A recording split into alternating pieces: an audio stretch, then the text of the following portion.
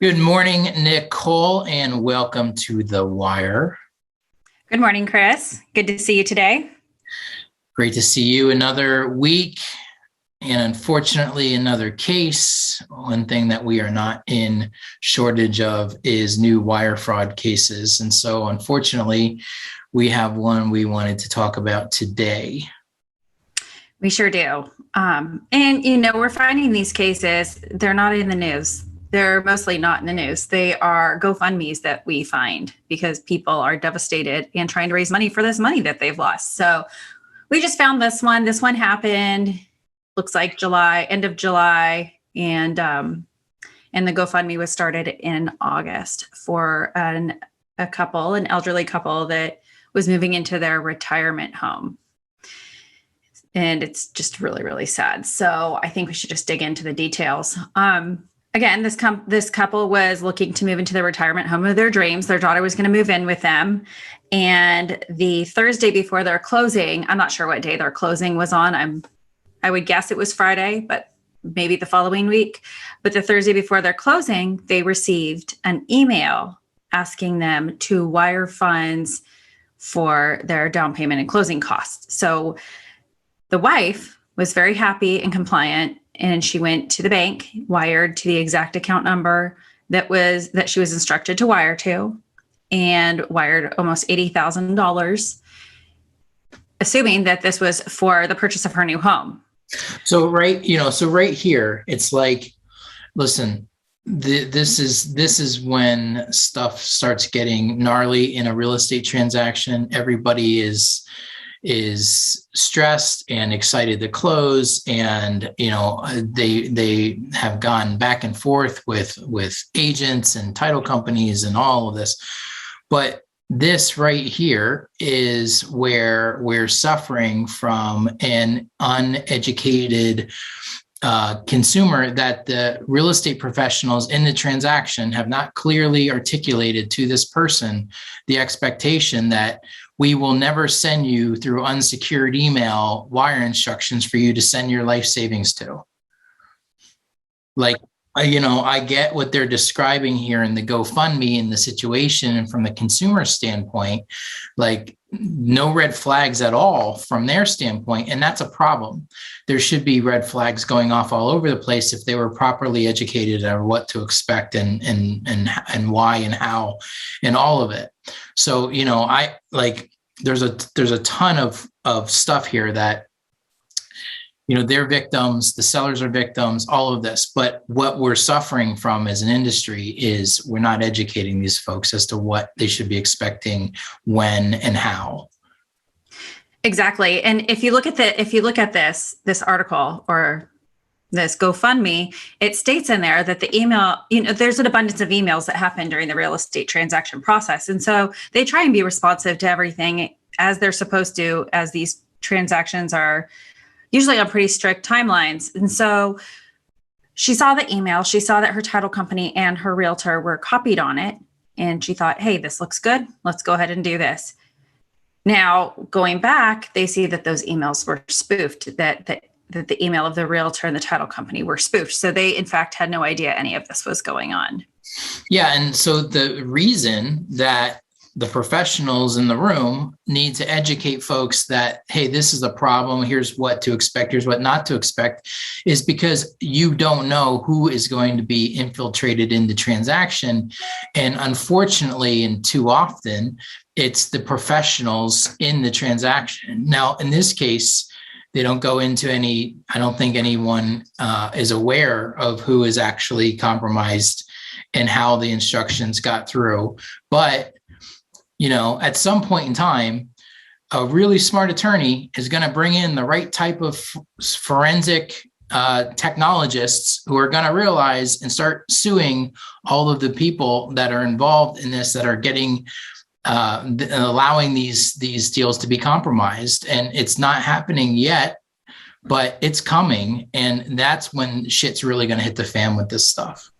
Right. And those people are realtors, title companies, lenders, anyone involved in the transaction that has email correspondence going on typically. I mean, everybody likes to think it's the consumer who's been compromised, but guess what? No, it's usually not. it's usually not the consumer, because the folks targeting these transactions are not targeting the consumers. They're targeting the professionals. They're targeting the professionals because there's less than 5% of consumers are doing anything real estate related. The amount of stuff you'd have to sift through to actually get to somebody that's doing anything that can generate them any money is miles deep. So they're going after the professionals because their information is all publicly and readily available. And once they can get in there, the opportunity for them to have a transaction that can be interrupted like this is so much higher. And so that's just not the case. It's not the consumers that are being compromised. It's the agents. And I want people to listen to this story and really pretend like this is your parents or your family, a family member that you adore and love. And imagine it's them going through this, because this is who it's happening to. It is happening to people that we love and are unassuming, and they're not being educated properly, but worse, their professionals are not protecting them from this, something that they're very aware of, but they brush it under the rug thinking that a lot of this is solved by someone else who's in the transaction. And it's not fair. It's not fair to the consumer. They truly are the victim in this whole process. These buyers go to closing, and they go and they sign their documents. They get everything notarized. They have a complete package. They exchange the keys. At this point, I'm not sure why the title company didn't wait to exchange keys until the funds had cleared. Typically that's what we see happen. But the buyers went ahead. They took their keys. The husband is disabled. He was still in the hospital, so he didn't move in right away. But the wife moved in with the daughter who was moving in with them. They moved all their belongings in, and they were living there. And then the sellers found out that the funds were not in their account, and they became enraged and went straight to the property. And they approached the buyers and demanded they vacate the premises, and it was not pretty.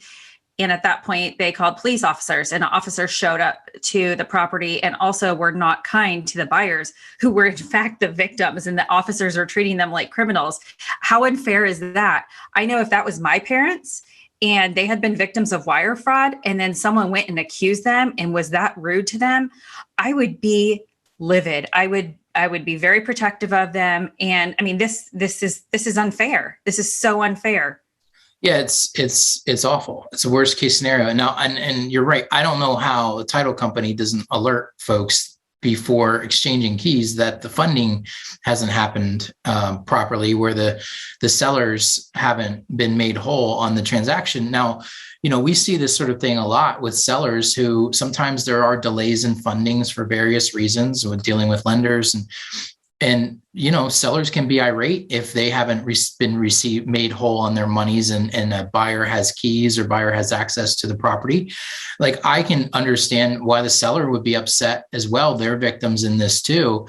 And there's a whole lot of confusion and misguided and misdirected anger to everyone in the transaction. These guys are all victims in this. And the unfortunate reality is they're sitting there pointing fingers at each other. But how did the infiltration actually happen?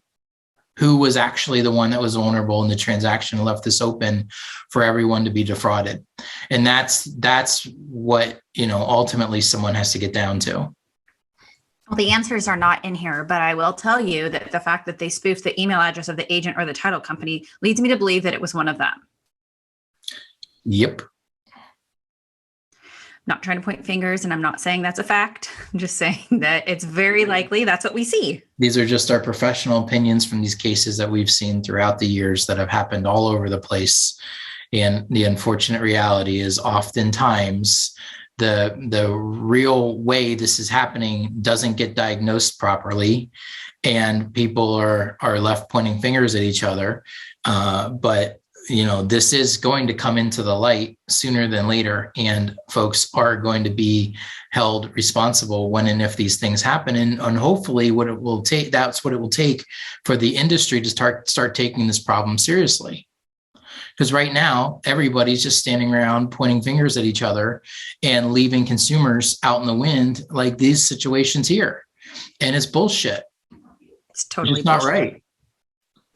I couldn't agree with you more. I mean, the CE classes are so important also, but everyone did these CE classes a few years ago and they said, all right, we're good. We're good. We have our email.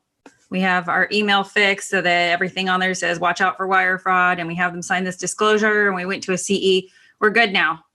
We don't need to learn anything new.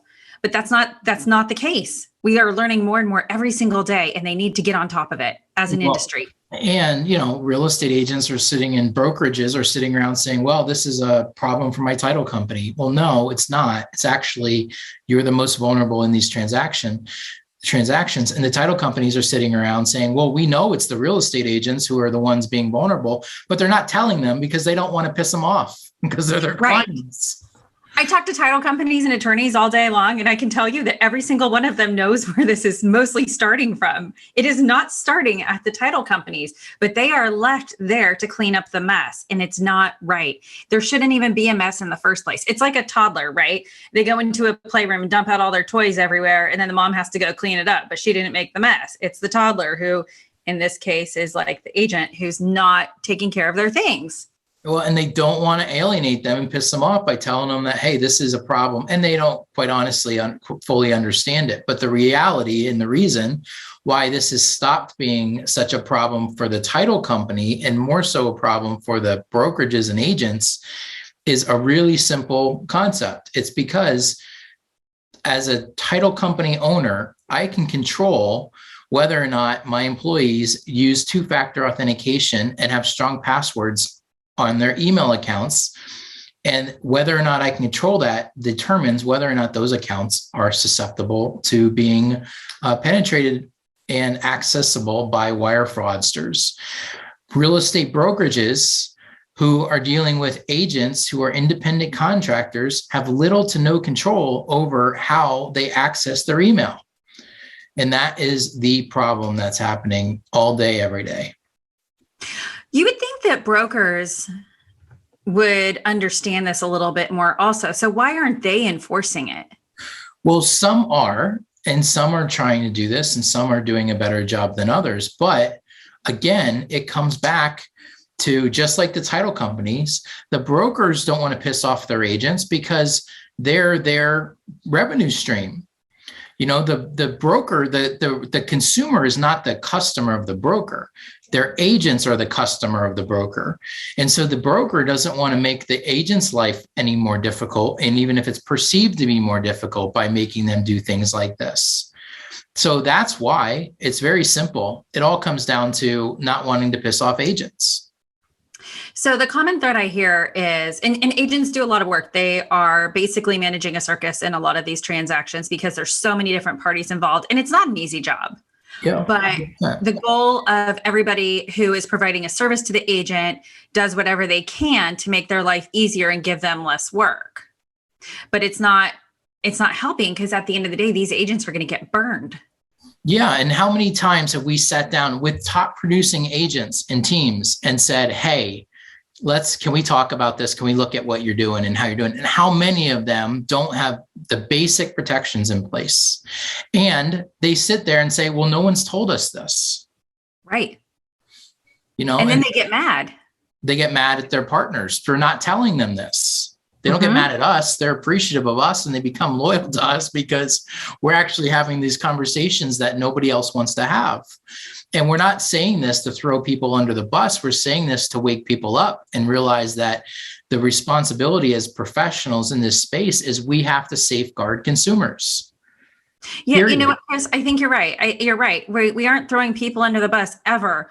We want this to stop. We see this on a daily basis. We talk to different companies every single day who are victims of wire fraud. Companies, title companies, attorneys. We talk to them.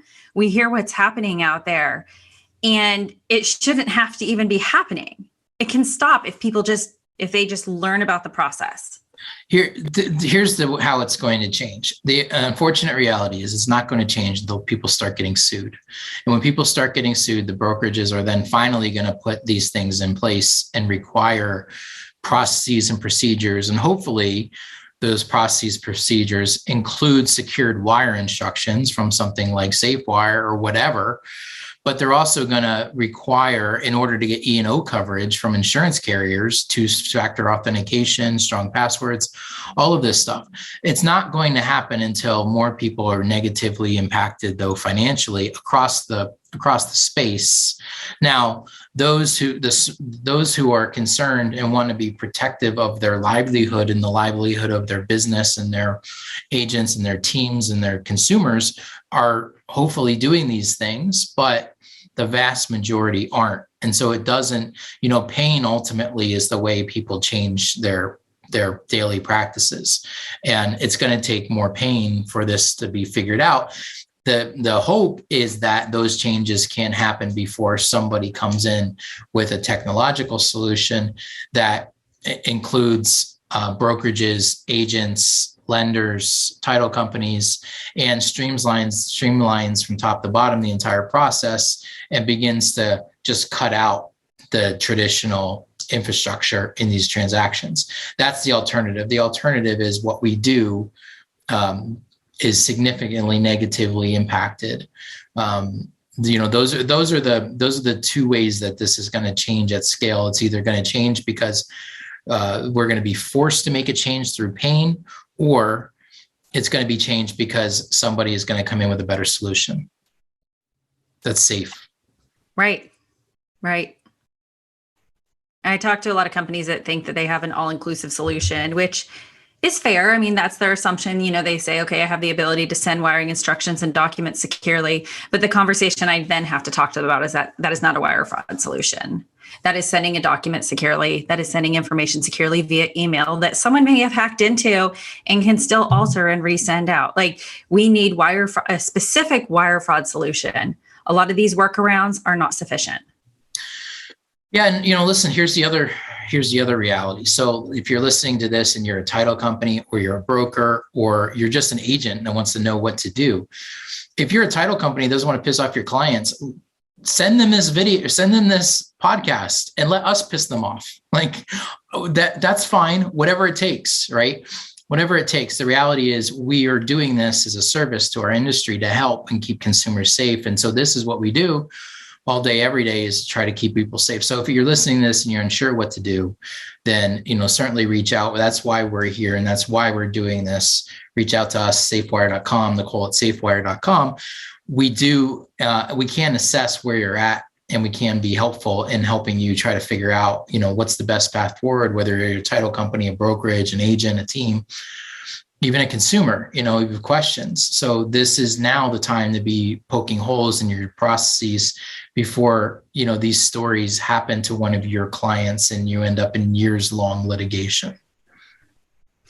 Right. And unfortunately, some of our best clients are people that have to be reactive and not proactive. So we highly advise people to be proactive. Everyone knows it's going to happen. And everyone we talked to that has had it happen said, we knew it was happening, but we didn't do anything. And now we need to do it. We need to take care of it. Yeah. I mean, this isn't getting better. This is getting worse. The ship has sailed to think that this can't happen to you. So, listen, what's your livelihood worth? What's your family's livelihood worth? What's your consumer's life savings worth? Like, if you can't do it for you and your business, do it for your family, do it for your consumer, do it for your client. Right. Just do it for human beings. I mean, these people are victims. This poor family, I mean, they're still begging the sellers to let them move back into their dream home, and they're trying to figure out a way to make this work. And there's no guarantee. No, but what'll happen next, I would suspect, is all of this stuff will start getting litigated. Mm-hmm. And it'll probably take a lot of money and a lot of years. And unfortunately, it's going to be a miserable experience for everyone involved. Right. I mean, we see these court cases. It seems like on average, they're 1.5 to 2 years, which is a whole nother level of pain that no one should have to go through. And somebody's going to make them whole, whether it's going to be the title company or the real estate company or the insurance carriers for those companies. Somebody's going to do it at some point because it's going to be too painful to carry on without doing it. But everybody's going to lose. So, yep. Well, I hope this this was a bright spot in everyone's day that got a chance to listen to this. We're bringing light and joy and peace into your existence. And hope. So crawl out from underneath the bed. It's no longer scary. Now we're going to be happy and wish you all of the best. But again, ignorance is not a defense in any type of litigation, and it certainly is not a defense with this shit. So let us know how we can help. Exactly. It can be fixed. It is preventable. It is preventable. That's the takeaway, is this is preventable. And we need to do better. We need to do better. So agreed. Well, thanks so much, Nicole. And if someone wants to ask you or ask us any questions, how would they do that? They can just email me at nicole@safewire.com. It's that simple? It is. And we know all businesses are different. So if you feel confused by the process and something seems a little off, let's just take a deep dive on your processes and we can just walk through it. It's really not too complicated for me. I enjoy doing this. Simple assessment of where you're at. Exactly. And we won't scare you too much. Nicole might, but I won't. Listen, I talk about this stuff all day long, and the stuff I hear, it's not okay. Yeah, it's not okay. Well, thanks everyone. And we will talk to you next week. Thank you.